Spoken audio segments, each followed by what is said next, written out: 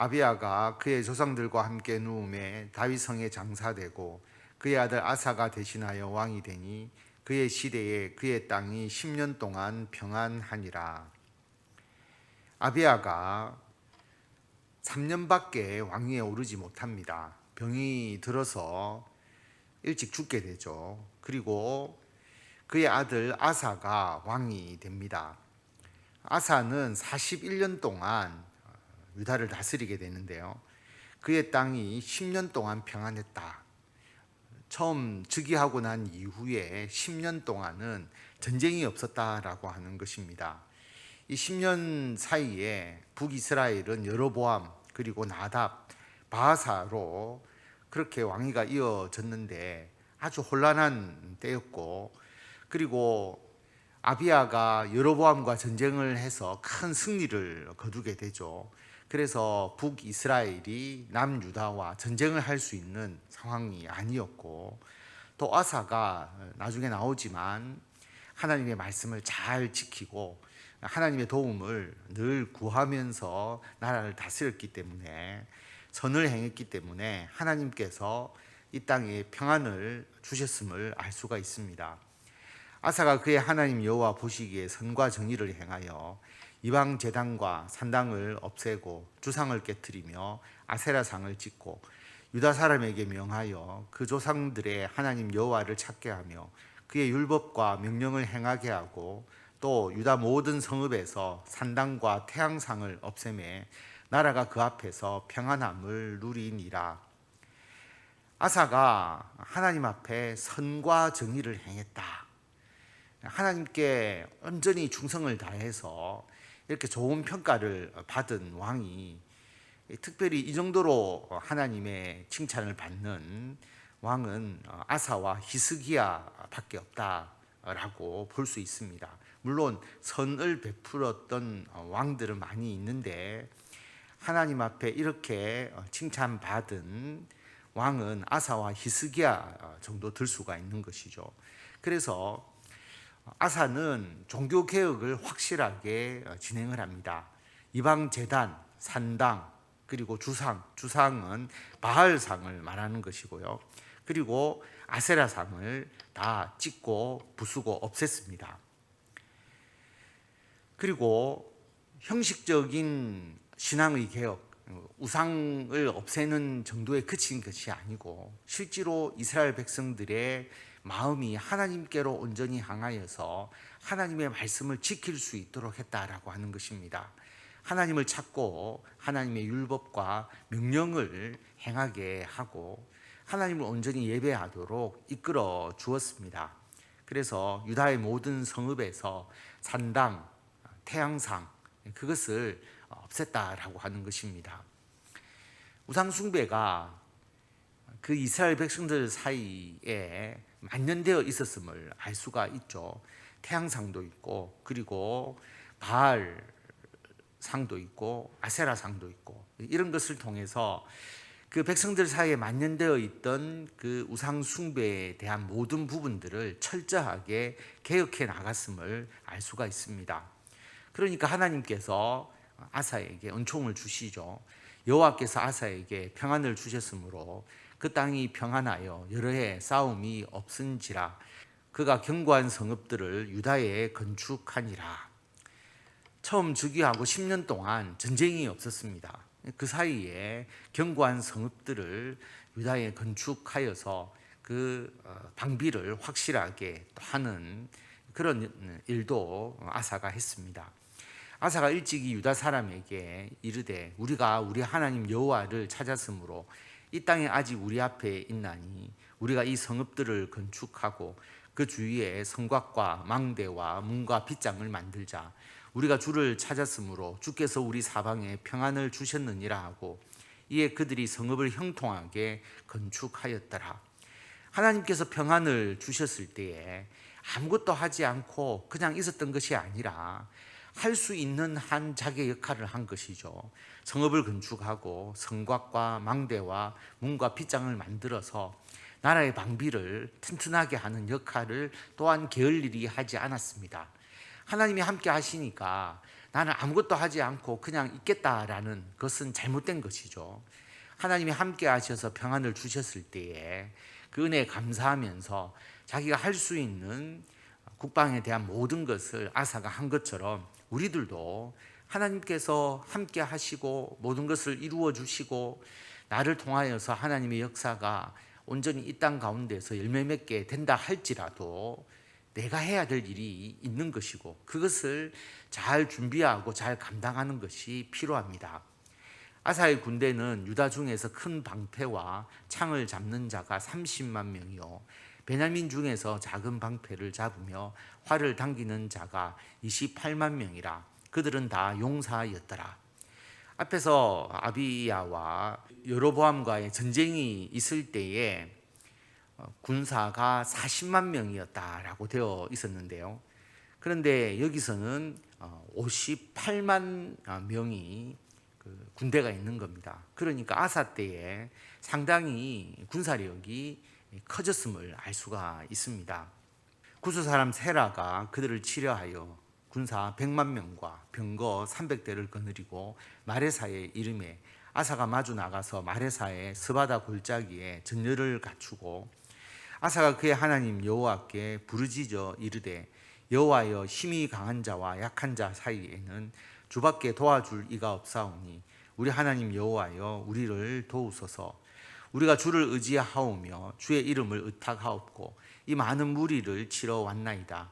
여호와여 주는 우리 하나님이시오니 원하건대 사람이 주를 이기지 못하게 하옵소서 하였더니 평안의 시대가 끝이 나고 구스 사람 세라가 유다를 치러 옵니다. 얼만큼 군대가 강했느냐 하면 군사 100만 명, 병거 300대 어마어마한 군대가 쳐들어온 것이죠. 이들과 맞서 싸워야 하는 그 아사의 그 마음 그리고 유다 백성들의 마음이 분명히 불안하고 두려웠을 것입니다. 걱정이 안 될 수가 없었겠죠. 아사가 하나님께 먼저 부르짖습니다. 하나님, 힘이 강한 자가 있고 자기들은 힘이 약한 자에 속해 있는데 그 사이에서 하나님 말고는 도와주실 분이 없다라고 간절히 간구합니다. 하나님, 우리를 도와주십시오. 하나님이 함께하지 않으면 우리가 이 전쟁에서 이길 수가 없다라고 하는 것이죠. 그래서 우리가 주를 의지하고 주의 이름을 의탁하고 이 무리와 맞서 싸우려고 이렇게 나왔다라고 하는 것입니다. 그래서 하나님, 사람이 주를 이기지 못하게 하옵소서. 이 전쟁이 사람의 전쟁이 아니라 거룩한 성전, 하나님의 이름으로 나아가는 성전이라고 그렇게 고백하면서 하나님께 도움을 구합니다.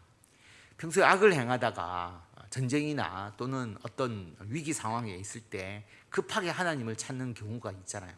그런 경우는 하나님을 자기의 목적으로 이용하려고 하는 측면이 강한 거죠. 하나님이 그런 기도를 들어주시지 않습니다. 필요할 때만 불러서 하나님 이거 해결해 주세요. 그리고 해결받고 난 이후에 다 잊어버리는 것.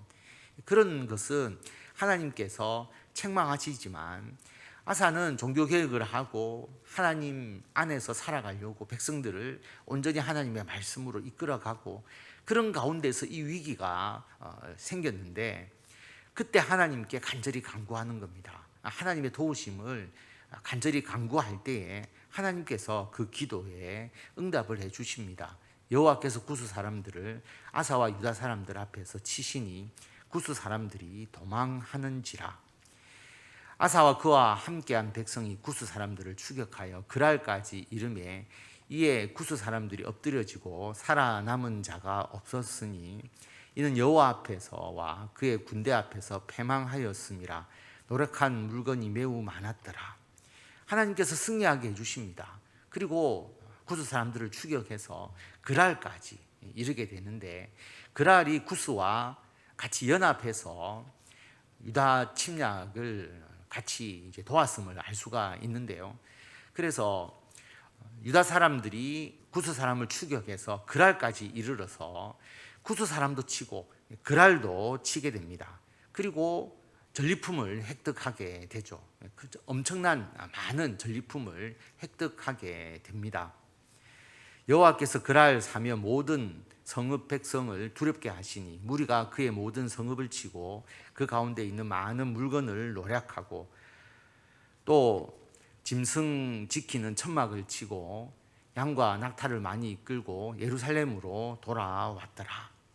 그래서 하나님께서 그랄 사면의 모든 백성을 두렵게 하죠. 그래서 감히 유다를 공격하지 못하게 하고 유다가 오히려 그랄과 그 주변에 많은 성읍들을 치면서 자신들의 힘을 드러내고 그리고 많은 전리품을 획득해 오게 됩니다. 짐승을 지키는 천막을 부수고 양과 낙타 많이 이끌고 예루살렘으로 돌아오는 성과를 거두게 됩니다. 오늘 말씀을 통해서 보면 아사의 신앙의 개혁 운동을 우리가 알 수가 있죠.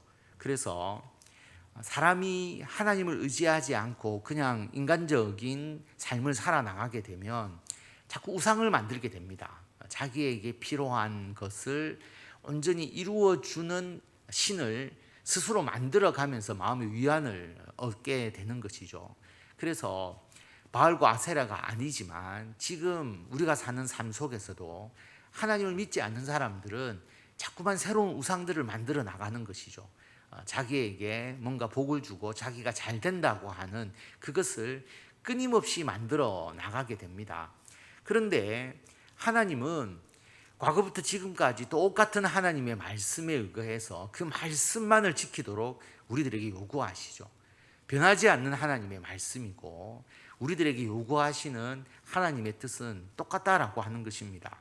그런데 그 하나님의 뜻에 우리가 맞추어 살려고 하지 않고 우리들에게 필요한 것, 우리들의 유익을 가져다 주는 것을 스스로 만들어서 그것이 나에게 일종의 평안이 되는 것처럼 생각하게 되는 그 인간의 잘못된 죄의 본성들이 여전히 있다라고 하는 것입니다. 끊임없이 우상을 만들어 나갈 수밖에 없는 우리 사람들이지만 하나님은 우리들에게 하나님 말씀만을 따라서 살아가도록 그렇게 말씀하시니까 우리는 어떻게 해야 되느냐 하면 끊임없이 하나님의 말씀 앞에서 우리 자신을 쳐서 복종케 하고 하나님 말씀 앞에 엎드리지 않으면 그 세상 우상 숭배의 물결에 휩쓸려 갈 수밖에 없다라고 하는 겁니다.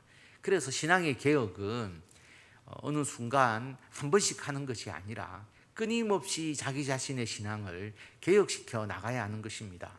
교회도 마찬가지고요. 그래서 우리가 신앙의 이 개혁을 게을리해서는 안 된다. 매 순간마다 신앙은 개혁되어 나가야 하는 것이다 라는 것을 우리들에게 말씀하고 있습니다. 그리고 위기가 발생할 때 우리는 하나님께 평소에 순종하고 하나님의 말씀을 따라서 살아가는 모습을 가지다가 아무리 하나님의 말씀을 따르고 살아간다 해서 이 세상에 어떠한 위기나 어려움을 겪지 않는다는 것이 아닙니다. 분명히 어려움도 있고 위기를 겪을 수도 있고 영적 전쟁을 아주 그렇게 크게 우리가 겪을 수도 있고 어떤 상황 가운데서도 우리가 하나님의 말씀을 따라서 살아오고 하나님께서 우리와 함께 하신다는 믿음으로 담대히 나아갈 때에 결국은 우리가 승리한다라고 하는 것입니다. 그것을 많은 사람들 앞에서 보여주어야 하는 것이 우리들의 사명이죠.